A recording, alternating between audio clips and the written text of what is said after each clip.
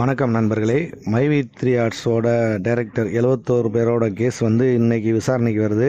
அது சம்மந்தமான எந்த ஒரு தகவலாக இருந்தாலும் உடனே நான் உங்களுக்கு வந்து அப்டேட் பண்ணுறேன்.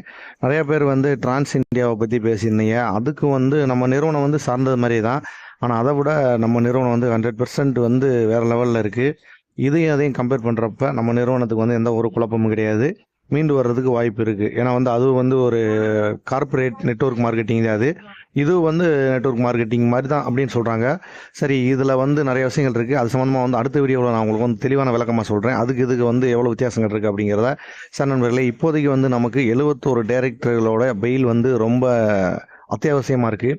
எதுக்காக நான் சொல்கிறேன்னா, ஆரம்பத்திலே நான் சொல்லியிருப்பேன், சில பேருக்கு வந்து தவறான புரிதல் வந்துருன்றக்காக தான் சொல்லாமல் இருந்தேன்.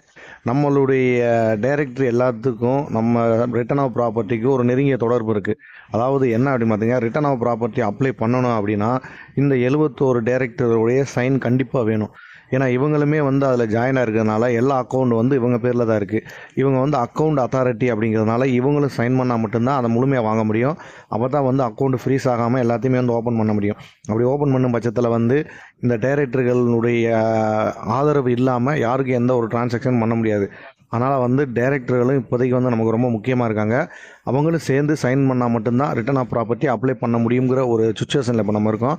இன்றைக்கி நிலைமைக்கு வந்து அது என்ன மாதிரி நடக்குது அப்படிங்கிறத குறித்து சொல்ல முடியல. அப்படி ஏதாவது நல்ல தகவல் இருக்கும் பட்சத்தில் வந்து உடனே நாங்கள் வந்து உங்களுக்கு அப்டேட் பண்ணுறேன்.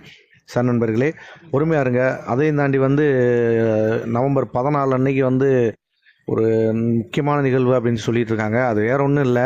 நிறையா பேர் வந்து அமௌண்ட் வரும் அந்த மாதிரி எதிர்பார்த்துட்டு இருப்பாங்க. அமௌண்ட்டில் வர போகிறதில்ல. அன்னைக்கு ஒரு கேஸ் விசாரணை இருக்குது. அந்த கேஸை பற்றி நம்ம வந்து அடுத்த வீடியோவில் பார்ப்போம். இப்போ இன்றைக்கி வந்து இந்த டைரக்டர்களுடைய கேஸ் என்னவாக இருக்கும் அப்படிங்கிறத வந்து நம்ம இன்றைக்கி பார்த்துக்கலாம். இதில் சில பேர் வந்து 30 டைரக்டர்கள் மட்டும்தான் அப்படிங்கிற மாதிரி சொல்லியிருக்காங்க அப்படின்னாங்க. 30 டைரக்டர்கள் வந்து அது முதன்மையாக இருக்கிறவங்க. அதையும் தாண்டி வந்து அந்த 30 பேர் யாருன்றது இப்போ நான் சொல்ல விரும்பலை.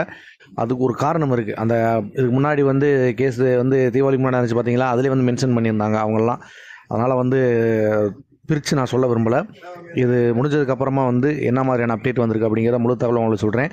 அது வரைக்கும் பொறுமையாக இருங்க. என்ன நடக்குது அப்படிங்கிறத பொறுமையாக பார்த்து தெரிஞ்சுக்கலாம். சார் நண்பர்களே, மீண்டும் ஒரு ஃபைனல் ஒரு தகவல் உங்களை சந்திக்கிறேன். பொறுமையோடு